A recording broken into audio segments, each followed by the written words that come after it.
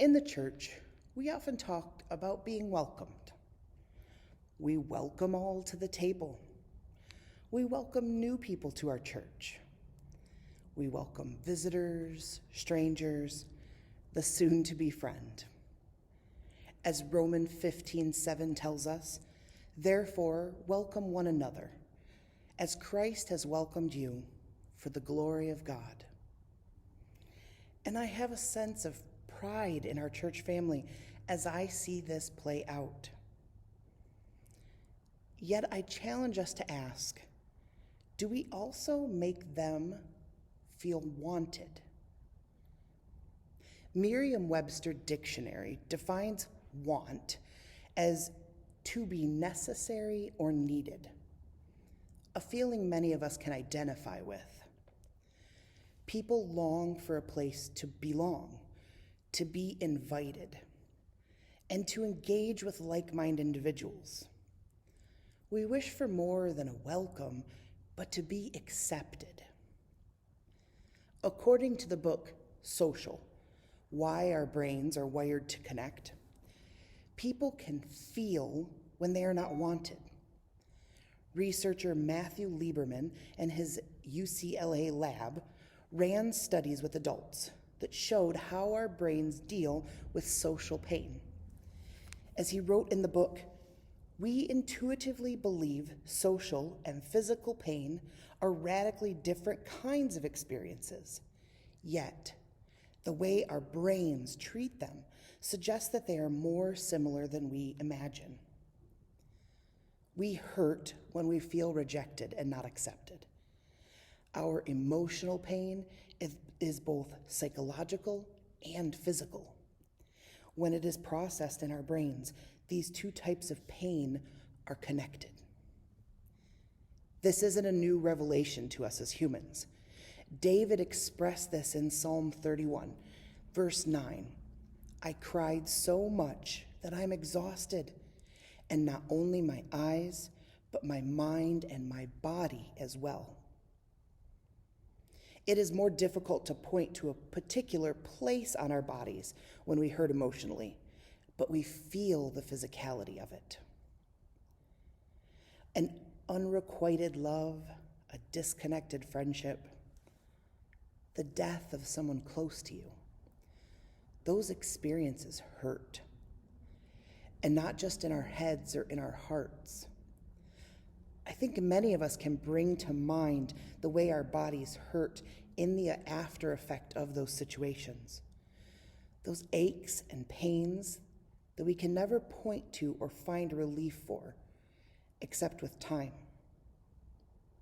Maybe there's a situation that resonates with you, and just the memory can bring up that pain. We can even relive our pain when we watch someone go through a similar situation. Can you feel what David writes? My life is consumed by sorrow. My years are worn out with my sighs. My strength fails me. Because of my despair, my bones are getting weaker.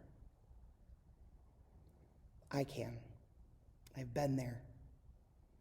And for so many in the transgender community, that feeling, that pain, it's a daily battle. Also, for many of them, that pain is intertwined with their experiences in going to church. They are seeking a place to belong, a place they are wanted. And too often, churches tell them and show them they are not welcome. From the liturgy to the leadership, they are rejected. They become damaged goods. Like David, they are held in utter contempt, even by their neighbors. Their friends are afraid of them, and people who see them on the street hurry past. We are all social beings and want to belong to something. We use a variety of behaviors to bring us closer to others. so they accept us and even like us. Many people will wear masks, conform to the normal way of doing things, or accept the sting of rejection over and over to fit in. I have a friend who worked for over 30 years at the same job. She loved it and was very good at it. But no one at work really knew her. That's because at work, she wore the mask of a man. No one knew that when she went home, she let down her hair and put on her dress and truly lived into her God-given beauty. This desire of wanting to belong, to be accepted, is a deep human nature. And the answer can be found in the love of our God. So how do we show this to others? How do we display a full welcome and affirmation to those considered damaged goods? I struggled when I first found my church home. I wasn't attending as my whole self. I hid parts at the door, not knowing how they would be received. I could feel the welcome, the acceptance, and love, but I was struggling to feel that I was wanted. I struggled to find a way to know if my identity as a trans man was welcomed and celebrated as a diverse part of our Christ-loving story. Or was it like so many other places transgender people experience, and I was accepted as long as my being transgender was not spoken of? For many who seek a church for themselves, this is what they find. There's no clear answer to how open or closed they need to be. They come with their mask on, and it can be months, maybe years before they remove it. Or worse yet, they leave as damaged goods that we've created, and we never get to know the beauty of their true self. I believe that we have it in us as a church to stop being creators of this damage. Instead, we must seek out those lost lambs. I remember growing up making lamb crafts, sticking cotton balls in the glue and putting them on paper, making pictures of a lamb with Jesus and the lamb slung over his shoulders. They were all activities to take home and hang in my house to remind me of the passage from Luke, chapter 15, verses 4 through 6.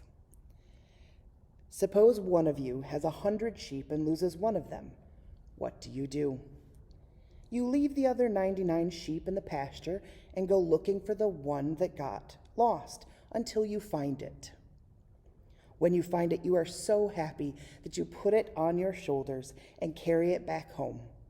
Then you call to your friends and neighbors together and say to celebrate, "I am so happy I found my lost sheep."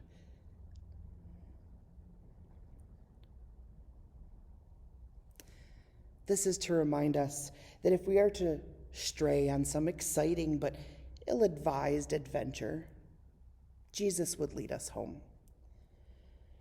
We are all worthy of God's love, and God will risk anything and everyone to welcome us back again. God asks us to be the eyes and ears of the church. We are the welcoming committee. We are the disciples and the doers. As is written in Isaiah, "Exalted Yahweh has given me, us, a skilled and well-trained tongue, so that I can sustain the weary with a timely word." I continue to think about the transgender person looking for a spiritual home to connect to God and Jesus. How can we, as the Christian church, be a bridge and beacon of safety for them? More directly, how do we show them we want them and affirm them as they are? My oldest child, Lou, is gender non-binary. This means that right now they don't fit in the girl square or the boy square. They're somewhere in the middle. For now, working to sort it out. It's a difficult situation for anyone to feel themselves in, maybe more especially for an 11-year-old child. Yet with grace and honesty, my child has helped their mother and I navigate their pronoun choices, and we have had many candid conversations about what this path will be and looks like. Last year, Lou had a moment where they were forced to teach someone how to be affirming. At school, Lou endured weeks of gym class, where every day at the end, the teacher would dismiss them by gender. Ladies, you may get your backpacks. Gentlemen, you may go when they have finished. A day came when Lou decided they needed to speak up. And so they approached the gym teacher and politely told him, I identify as gender non-binary, and I'm wondering if you can find a different way to dismiss the class. Instead of ladies and gentlemen, can you try something else? Unfortunately, the gym teacher was less than respectful and told them, I'll keep saying ladies and gentlemen, but you can go with whatever group you like. Like the gym teacher, many people are resistant to change at first. Functioning in the familiar is easier. Yet, when we're talking about being accepting and affirming of all, we need to push our boundaries to create those safe spaces. Change can be hard to initiate, but just trying can make a lot of difference to the person who often feels like David, forgotten, as good as dead in their hearts, like something that has outlived its usefulness. It's nice to meet people where they are. Go to them, share the word with them, give them the welcome of God. Let's welcome the damage into our buildings. The light will shine through those cracks and make the prettiest of rainbows. Amen.